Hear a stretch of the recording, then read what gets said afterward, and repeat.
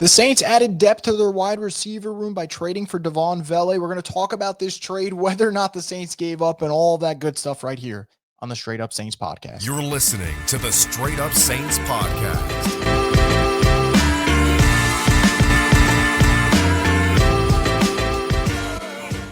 What is up, Who Dat Nation? Welcome inside another edition of the Straight Up Saints podcast. I'm your host, Chris Vogel, and as always, the Straight Up Saints podcast is brought to you by Scott McNair Injury Lawyers. Been in any kind of accident, car, truck, 18-wheeler, hurt offshore, Scott McNair handles it all. Give him a call at 504-500-1111 for a free consultation.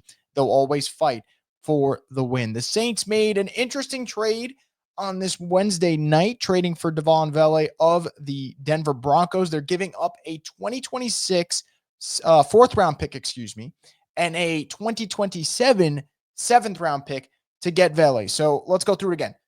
A fourth round pick in next year's draft and a seventh round pick for the draft after that to take on Vele, who, look, I think had a nice rookie season with the Broncos, had over 400 yards, 40 catches, 3 touchdowns. He's a 6'5" wide receiver, which for me, I think that is something that the Saints are lacking right now. You look at the Saints, you know, they got the speed, right? We obviously know what Rashid Shaheed can do. We know what Brandon Cooks can do. Chris Olave is their best receiver, and obviously he's a versatile piece.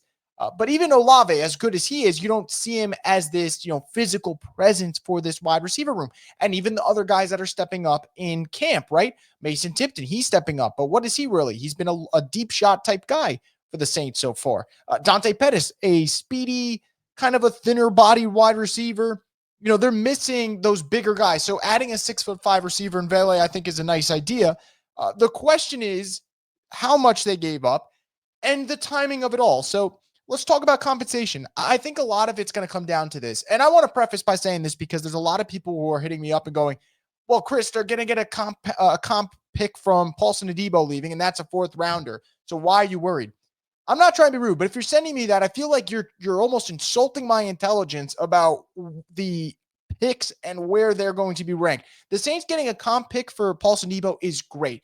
But if the Saints are really bad this year, that fourth round pick that they give up to get Vele is going to be way better of a pick than the comp pick. You're talking about a potential top 100 pick as opposed to something that's at the end of the fourth round. So they're not the same. So when I say that's my big concern, which it is, giving up a potential top 100 pick for a wide receiver who is coming off one season and is going to be 28 in December. When I say that's my concern, that's what I mean. My concern is if the Saints are as bad as people think they might be, that could be a top 100 pick. And then the seventh round pick's really just kind of like the sweetener in the deal. I'm not going to get too lost in that, although obviously seventh round picks for the Saints have hit before. Think of a guy like Marcus Colston. That's what my concern is. On the flip side, I can't knock the Saints for wanting to add more talent. I think it's good that they've been in the wide receiver market and they go out there and they get themselves some help. So I don't want to sound all pessimistic. And I think Vele could play. Like, this is a type of move where if you go watch what he did last season, at the end of the day, he was just in a crowded Denver room. And they have younger guys that they're ready to trust and give bigger roles. So they're able to sell high on a guy that the Saints clearly like and want to bring in. And he's going to give them a different look, which I think is important.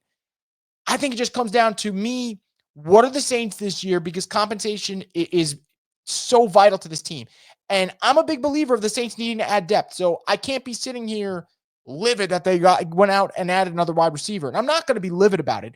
I'm just going to tread with caution because I do believe the Saints should try to, hold on to as many draft picks for next year as they can, because there is a chance that this does go wrong because they might not have an actual starting quarterback on their team. And if that's the case, you're probably going to lose a lot of games not having a starting quarterback. So that's my concern. I think the Saints might have, bought a little high on Vele, who, again, really nice year. If he goes out with the Saints and he gives them like 50 catches, 500 something yards, like good year, fine. But like you're giving up a fourth round pick for a team that is in a rebuild. So that is my concern.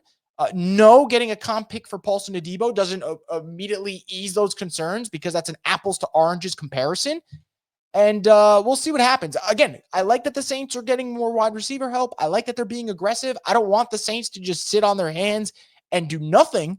But I don't know. I didn't have them giving up a fourth and a seventh round pick on my bingo card, especially right now. I thought maybe they'd see how the waiver wire plays out and all that. But they call the Broncos. They call an old friend in Sean Payton. They say, let's make a deal. And hopefully they're not on the wrong side. of that deal. Let me know your thoughts below. Are you a fan of this trade? Do you think the Saints gave up too much? Are you perfectly okay with the compensation that went towards Denver's way? Sound off in the comment section below. As always, guys, make sure to subscribe to Boot Crew Media because we'll have more coverage for you here on the Straight Up Saints podcast, the destination for the Who Dat Nation.